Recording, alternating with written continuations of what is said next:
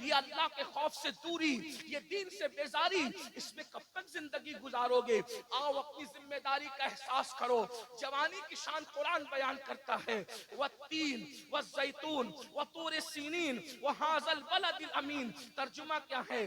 تین کی قسم، زیتون کی قسم، طور سینا کی قسم، بلد امین مکۃ المکرمہ کی قسم۔ اور دوسرے مقام پر تفسیری ترجمہ یہ ہے، ولادت گاہ ابراہیم کی قسم، ولادت گاہ عیسیٰ کی قسم، ولادت گاہ موسیٰ کی قسم، ولادت گاہ محمد الرسول اللہ کی قسم۔ اور تیسرا تفسیری ترجمہ یہ ہے، صدیق اکبر کی قسم۔ تین سے مراد صدیق اکبر ہے، زیتون سے مراد فاروق اعظم ہے، طور سینا سے مراد عثمان غنی ہے، بلد امین سے مراد مولا علی ہے۔ اللہ اکبر! کیونکہ قرآن مقدس کی ایک ایک آیت کی 70 ہزار تفسیریں ہیں۔ اللہ اکبر! اندازہ فرمائیں، اب یہ چار قسمیں اٹھائی جا رہی ہے۔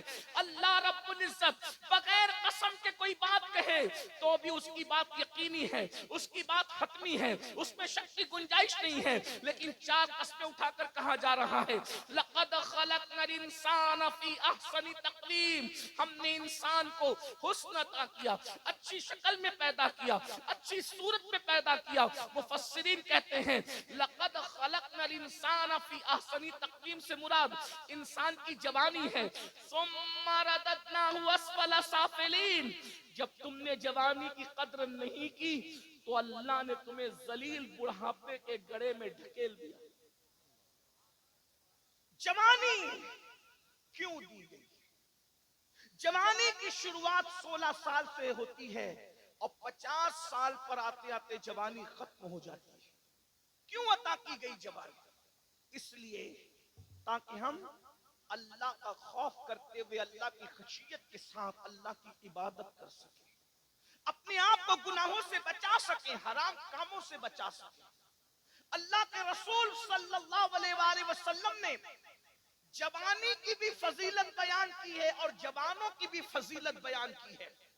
اسلام میں بوڑھوں کو نظر انداز نہیں کیا گیا، لیکن جوان اور جوانوں کی فضیلت کی شان سے بیان کی گئی۔ سنیے، اے میری قوم کے جوانوں، راتوں کو عیاشیوں میں گزارنے والے جوانوں، موبائل پر، یوٹیوب پر، فیس بک پر اپنے وقت کو ضائع کرنے والے جوانوں، اپنی اہمیت کو سمجھو۔ میرے آقا مصطفیٰ جان رحمت صلی اللہ علیہ وآلہ وسلم ارشاد فرماتے ہیں اپنے صحابہ سے، اے میرے صحابہ، جوانوں کی عزت کرو، عزت، کیونکہ جب میں نے نبوت کا اعلان مکے میں کیا تھا تو مکے کے بڈھوں نے مجھے جھٹلایا تھا، جنہوں نے میری تصدیق کی تھی وہ یہی نوجوان لوگ تھے۔ دین کو سب سے پہلے جس نے قبول کیا وہ جوان لوگ تھے۔ کون جوان لوگ تھے؟ سنو، اللہ اکبر! وہ 32 سال کا جوان تھا جسے دنیا عمر ابن خطاب کہتی ہے۔ حضرت خالد ابن ولید ہو، ابو ذر غفاری ہو، حضرت سیدنا مقداد ہو، حضرت سیدنا بلال ہو، یہ سب کے سب جوان تھے۔ اور پھر اللہ کے رسول علیہ الصلوۃ والتسلیم کے صحابی سعد ابن ابی وقاص فرماتے ہیں ابھی میرے چہرے پہ داڑھی کے بال بھی نہیں نکلے تھے، میں صرف 16-17 سال کا تھا کہ احد کے میدان میں حضور کے اوپر آنے والے ہر تیر کو میں اپنے سینے پر لیا کرتا تھا اور حضور مجھے تیر اٹھا کر دیتے اور میں کمان میں رکھ کر کے تیر چلاتا جاتا۔ اس وقت حضور مجھ سے کہتے فدا امی وابی یا سعد، اے سعد تجھ پر میرے ماں باپ قربان ہو جائیں، تیر چلاتا جا، تیرا نشانہ کبھی خطا نہ کرے۔ کہتے اس وقت میری عمر صرف 16-17 سال کی تھی۔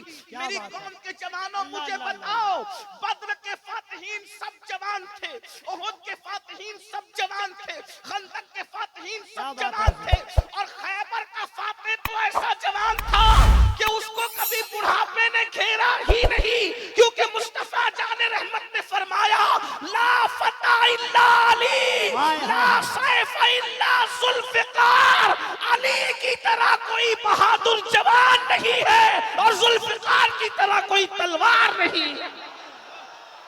نعرہ تکبیر، نعرہ رسالت، عرص سید جوانی بہت قیمتی سرمایہ ہے، لیکن ہر دور میں جوانوں کی فکر کو اغوا کرنے کی کوشش کی جاتی ہے۔ ہر دور میں جوانوں کی سوچ کو اغوا کرنے کی کوشش کی جاتی ہے. تھوڑی سنجیدگی کے ساتھ سوچئے. جو رسول، عزت والے رسول اپنی قوم کے جوانوں کے لیے کہے کہ جوانوں کی عزت کرو، کیونکہ بڈھوں نے جھٹلایا. عتبہ، شیبہ، یہ سب کھوسٹ لوگ تھے، انہوں نے جھٹلایا. ان بڈھوں نے رسول اللہ کو جھٹلایا. ابو جہل، ابو لہب، یہ سب بڈھے لوگ تھے، ان سب ظالموں نے جھٹلایا. اور حضور علیہ السلام کی بات کو جوانوں نے قبول کیا. اور وہ جوان لوگ کتنی مصیبت سے گزارے گئے. وہ جوان صحابہ، صحابیات، حضرت عمار بن یاسر جوانی کی دہلیز پہ قدم رکھا، مارے جاتے تھے، پیٹے جاتے تھے. بلال حبشی نے جوانی کی دہلیز پہ قدم رکھا، گلے میں رسی ڈال کر کے کھینچے جاتے تھے، احد احد کہتے تھے، لیکن رسول اللہ کا دامن کبھی نہیں چھوڑتے تھے. میری قوم کے جوانوں، آج دنیا سب سے زیادہ پیچھے لگی ہے تو دنیا بھر کے مسلم جوانوں کے پیچھے لگی ہے. وہ جانتے ہیں پوری دنیا میں سب سے زیادہ جوان اگر کسی مذہب کے پاس ہے تو قوم مسلم کے پاس ہے.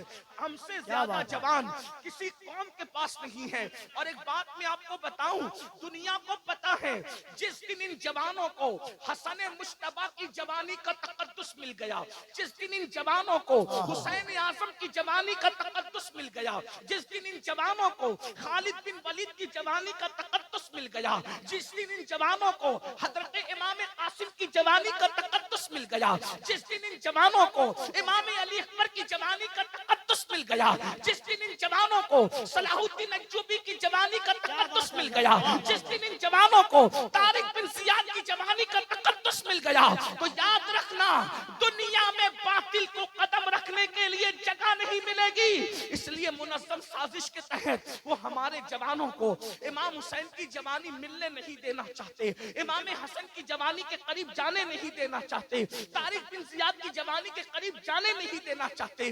ہمارے جوانوں کو وہ راتیں رنگین کر دینا چاہتے ہیں، وہ جرائم میں مبتلا کر دینا چاہتے ہیں، وہ شراب و شباب میں مبتلا کر دینا چاہتے ہیں.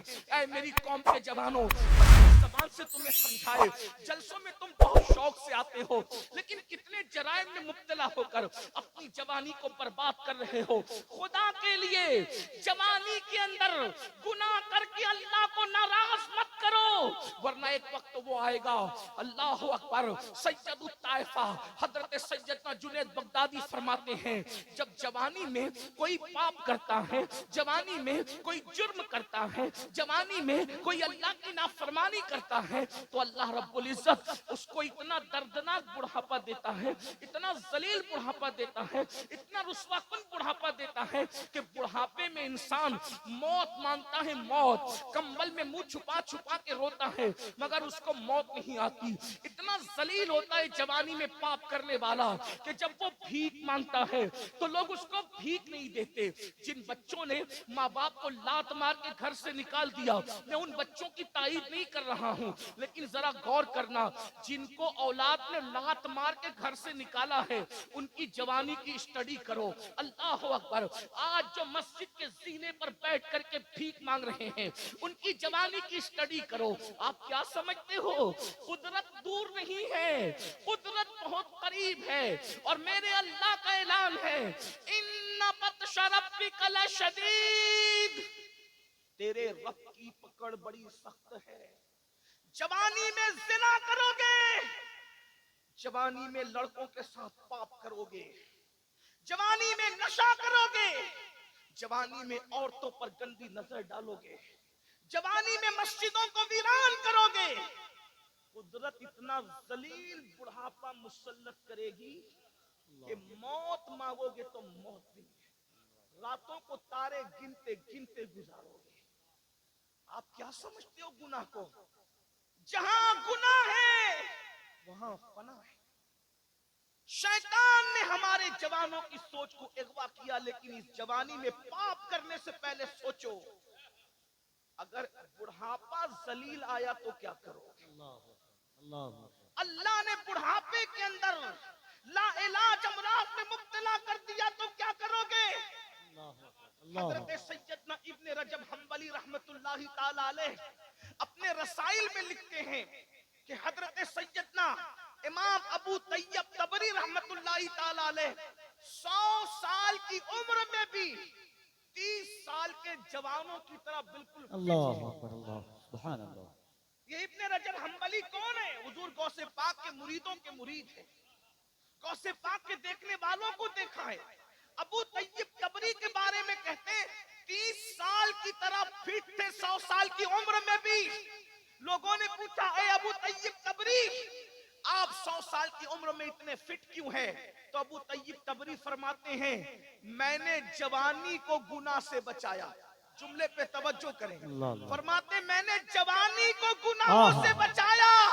اللہ نے مجھے بڑھاپے میں بیماریوں سے بچا کر کے رب تبارک و تعالیٰ نے صحت و قوت عطا فرمائی. سبحان اللہ سبحان اللہ. حضرت طاؤس العلماء سید الطائفہ جنید بغدادی رضی اللہ تعالیٰ عنہ بغداد کے بازار سے گزر رہے. ایک بڈھا لوگوں سے بھیک مانگ رہا ہے. بڈھا بھیک مانگ رہا ہے. بغداد والے اس کو بھیک بھی نہیں دیتے. کسی نے کہا امام بغداد کے لوگ اتنے بے مروت ہو گئے, اس قدر بغداد کے لوگ بے مروت ہو گئے کہ وہ ایک بڈھے کو بھیک بھی نہیں دیتے. حضرت جنید بغدادی نے فرمایا بیٹا جا کر کے اس بڈھے کی زندگی کی تحقیق کر لو. ضرور اس بڈھے نے جوانی میں اللہ کی نافرمانی کی ہوگی, تب اللہ نے اس کو اتنا ذلیل بڑھاپا مسلط کیا کہ آج اس کو کوئی بھیک دینے کے لیے تیار نہیں. میں نے پہلے ہی کہا تھا کہ طویل گفتگو نہیں کروں گا, بس میں اپنی گفتگو سمیٹ رہا ہوں. تو تھوڑی دیر مجھے پتا ہے